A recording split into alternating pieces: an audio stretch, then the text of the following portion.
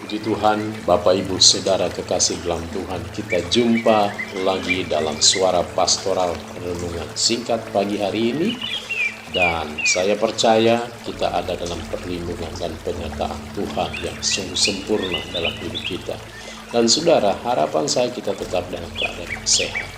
Saudara-saudara, sebelum kita melakukan kegiatan kita di akhir pekan ini, saya mengajak kita untuk kita boleh berdoa, merenungkan, membaca Alkitab. Karena ada firman Allah yang senantiasa memberikan inspirasi kepada kita, memberikan motivasi, memberikan kekuatan dalam kehidupan kita. Dan saya percaya saudara, inilah hal yang utama yang harus kita lakukan dalam kehidupan kita keseharian. Saudara-saudara, tema kita pagi hari ini akan berbicara tentang terperangkap pikiran negatif. Kita akan baca di dalam Matius pasal yang ke-8 ayat yang ke-26 bagian A berkata, "Ia berkata kepada mereka, 'Mengapa kamu takut, kamu yang kurang percaya?'" Saudara-saudara kekasih dalam Tuhan Yesus Kristus, seorang pendeta Jerman yang bernama Martin Niemöller yang berani melawan arus zaman karena menentang Adolf Hitler, saudara. Saat pertama kali bertemu dengan Hitler di tahun 1933, Niemöller berdiri di belakang ruangan untuk memperhatikan Hitler. Istrinya lalu bertanya, apa yang dipelajarinya? Lalu ia menjawab, "Saya menemukan Hitler adalah seorang yang ketakutan." Nah saudara, rasa takutlah yang menyebabkan Hitler menjadi seorang tiran yang sangat kejam dan tak dapat dibantah. Saudaraku, rasa takut bisa menyebabkan seseorang menjadi reaktif dan tak lagi dapat berpikir benar. Ketika para murid Yesus dikatakan tiba-tiba menghadapi angin ribut, mereka menjadi sangat ketakutan. Para murid tidak lagi ingat fakta bahwa Yesuslah yang pertama naik ke perahu dan menyuruh mereka untuk membuang saut.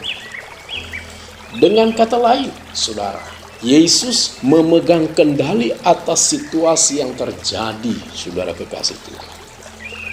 Nah, saudara-saudara kekasih dalam Tuhan, ketika peristiwa angin ribut terjadi, para murid yang ketakutan membangunkan Yesus dengan berkata, "Tuhan, tolonglah kita binasa," di dalam ayat yang ke-25.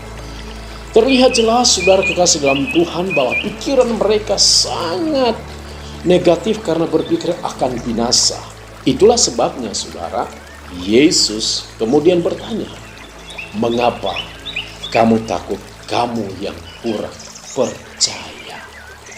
Saudara, kita tidak dapat memilih ketika angin ribut datang melanda. Kita tidak dapat memilih ketika pesawat tiba-tiba mungkin menghujam jatuh ke rumah kita. Kita pun tidak dapat memilih ketika orang yang kita kasih mengkhianati kita. Namun, kita dapat memilih respon kita terhadap situasi. Apakah hancur oleh ketakutan karena pikiran negatif atau tetap fokus kepada Kristus dan kebenarannya?